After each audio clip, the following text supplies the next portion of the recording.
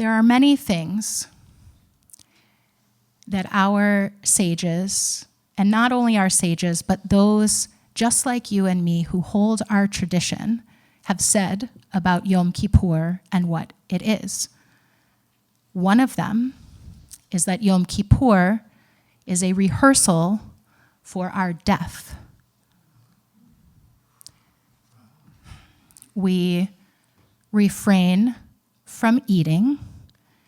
We customarily, many of us wear white, which is in a traditional Jewish burial. We go back to the earth dressed as simply as possible.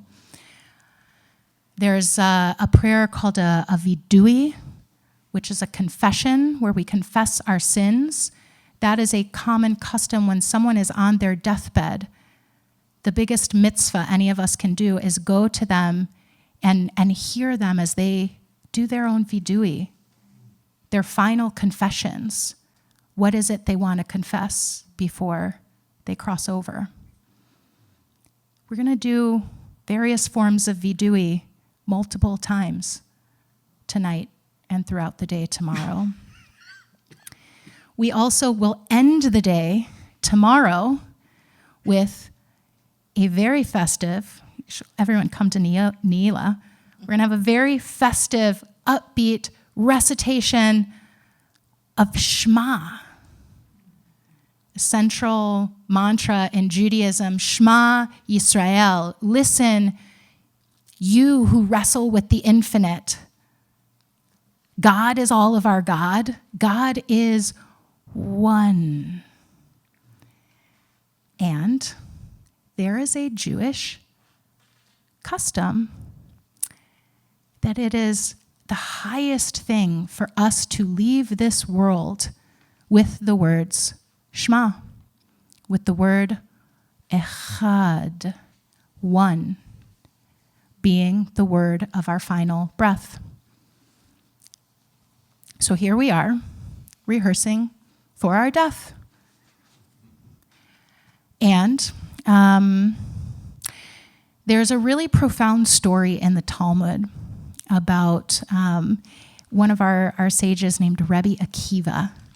And Rabbi Akiva, he is known for a lot of things. One is that he was very humble.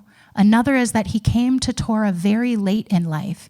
He was already 40 years old before he learned Aleph Bet and became not only one of the best Torah scholars of his generation, but of all of our generations. Here I am, 1,800 years later, still talking about things Rabbi Akiva did.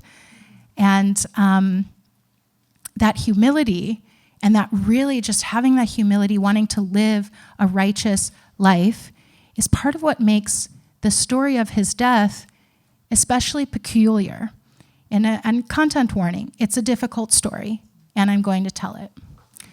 So in Rabbi Akiva's time, there were Jews living in Eretz Yisrael, in the land of Israel, and there was a conquering power. In his age, it was the Romans, and the Romans heard that Rabbi Akiva was teaching Torah publicly, and they sentenced him to death. But not only death, a public execution that involved torture. He stood in the marketplace, and a hot rake was drawn across his back. And the way the Agadah, the story in the Talmud goes, is that Rabbi Akiva's students were witnessing this, and Rabbi Akiva starts saying, Shema. It's the time of day to do the prayer, and Rabbi Akiva is saying Shema, and one of his students says, Master, teacher, even now? And Rabbi Akiva said, all my life, I've been perplexed by the verse in Torah that is very often said right after Shema, where we say, Ve'ahavta et Adonai Elohecha, bechol levavecha, uvechol nafshecha, uvechol meodecha, which means, you shall love ve'ahavta, your God, with kol levavecha, all of your heart, kol nafshecha, all of your soul, uvechol meodecha, and all of your muchness. And Rabbi Akiva said, I never really understood what it means to love God with all of my nefesh. Nefesh is the part of our soul that's also our body. So he said he was elated being publicly tortured and executed, and he's saying, I know what it means. I finally know in this moment what it means to love God b'chol nafshecha, with all of my nefesh.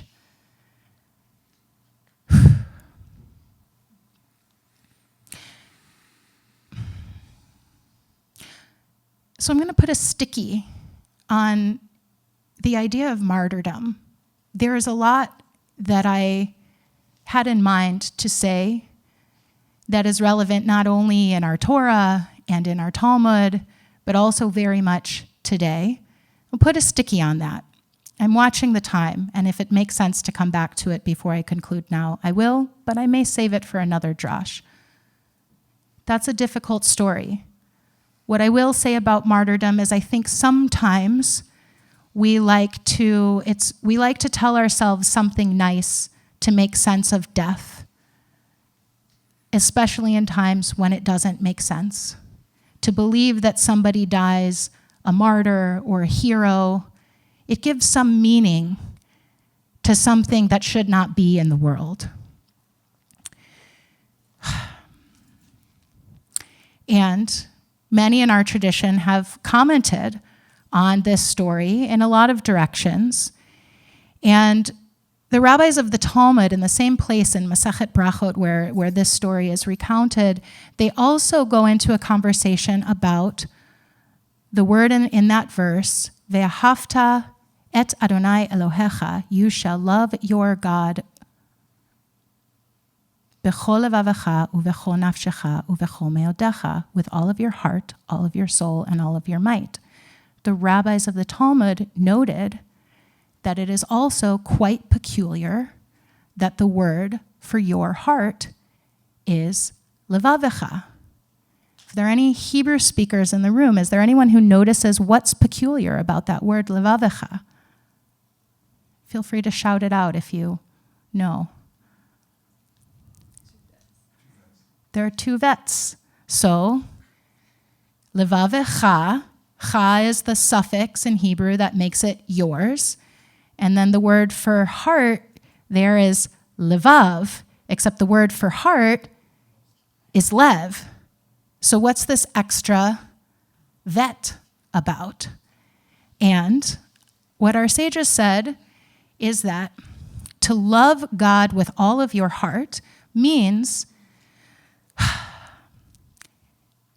not just to love God, but everything we do with all of our heart. All of our heart means all of our yetzer hatov, all of our good or righteous inclination, and also all of our yetzer hara, all of our bad, resentful, sinister, evil inclination. Kol levavecha is all of our good and all of our bad. And so, we want to love God, each other, ourselves, with all of our yetzer hatov and all of our yetzer hara, and that means we have to love all of our yetzer hatov and all of our yetzer hara. We've got to find a way to love all those parts of ourselves. And that's the work that we do here. We fast, we rehearse for our death, we imagine that we're going to face the Creator feeling at peace, feeling humility, being able to admit the places where we were wrong, being able to admit the places where we were in so much pain and fear that we acted on that yetzer hara, to be able to own that, to be able to ourselves love those parts of ourselves, and to face the Creator in right balance with all of who we are. with Kol Levavenu, with all of our heart. So that's one thing we're doing here, is getting at one. Yom Kippur is often called Day of Atonement. Someone some decades ago, maybe much longer before, said Day of At-One-ment. We're wanting to get at one with all our parts. I'm going to share a personal story that relates to what I've been here talking to us about, and also tells us something else that we're doing here, this high holiday season, these days of awe, and this Yom Kippur in particular. So, exactly a year ago, in the Greco-Roman calendar, October 1st, though I had an anniversary of it before because it was the night before Rosh Hashanah in the Hebrew lunar calendar, I was still living in Jerusalem, and there was a historic event. Not quite a year into war, there was this sense of great fear about what might happen if there were a direct attack from the Islamic Republic of Iran. We had been for a year, and even before then, surviving missile attacks from Hamas, from Islamic Jihad. The Hezbollah ones in the north were a little more intense, but we were surviving those. Once in a while, the Houthim in Yemen that was a little scary because they were kind of testing out this new technology of like long-range hypersonic ballistic missiles, and it was like, that was kind of scary because we knew that they were coming from the Islamic Republic of Iran, and what might happen if there is a direct attack. That was like the big fear, which now has happened, and in this last year, in recent months, has happened profoundly more. So a year ago tonight, October 1st, or the night before Rosh Hashanah in the Hebrew calendar, there was the first, and at its time, the largest hypersonic ballistic missile attack in history. And we were kind of like, what's going to happen? We're all getting ready for Rosh Hashanah. I lived in a co-living house, and my flatmates were like, we want to go to the shuk, we want to get some pomegranates and yummy things to make our Rosh Hashanah dinner. And we knew this was coming, but it was like, you got to just you got to live life. And so they leave, they get on the bus, and it was right then that I got a call from a friend who said, the attack is happening, you're going to get a text from National Security, and it's going to say, go to a safe place and stay there until you get another text. It's not like the normal, like there's such thing as a normal missile attack, but a normal missile attack where after 10 minutes, you're probably safe. This one was wait the whole time. And the whole time, by the way, was 75 minutes. So I get this notice, and then I get the text, and in my home, I didn't have a shelter. I didn't have a bomb shelter. There wasn't one that was walkable in a short time. So what we would do is we would sit against the wall in the most central place of the apartment. And this was like, I was like, okay, this one's going to be different. It might be long. I'm gonna get my bike helmet, and my roommates just left, so I'm alone here, and I'm here with my bike helmet, and I'm gonna go sit against this wall, and maybe I need a bottle of water and some chips, and like, I don't know how long I'm gonna sit here, and like, I should put down the tracing, like the metal shutters on all the windows. And then it was like, there's a big painting that I painted above me against this wall that I was sitting against. And I was like, okay, if the wall starts shaking, then this might fall on me, so I'll take it down. And then I thought, and if there's impact and glass shatters and it comes towards me, I can use this painting as a shield. And so imagine I'm like sitting in my bike helmet in my house with a bag of chips and this painting that I'll say more about in a minute, this big painting like a fort. And I had pulled like my dining room table, so it was like a fort. And thank you for being with me for this story. I promise there's a good ending to it. Please God. So I'm sitting there. I'm in place when the sirens start and the sounds of explosions. And it continues.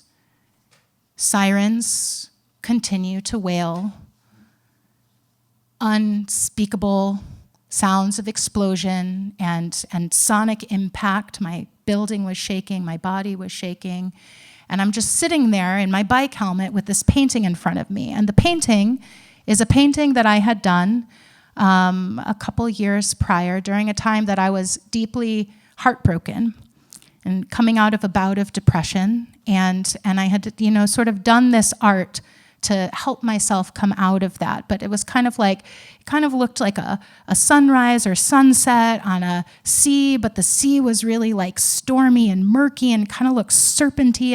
And my roommates told me it was really cool, and so we put it on the wall, but I didn't really like it because it reminded me of all that hard stuff, all the hardship. But I'm sitting there, and there's like, woo, and I'm staring at this painting, and I'm weeping tears of joy because I remembered that the day that I painted that painting, earlier in the day, I was there with dear, dear friends who came over for lunch.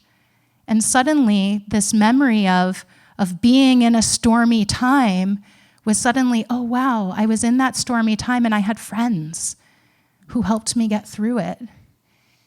And it's not a sunrise or a sunset on a messy day. It's the sun rising out of the storm.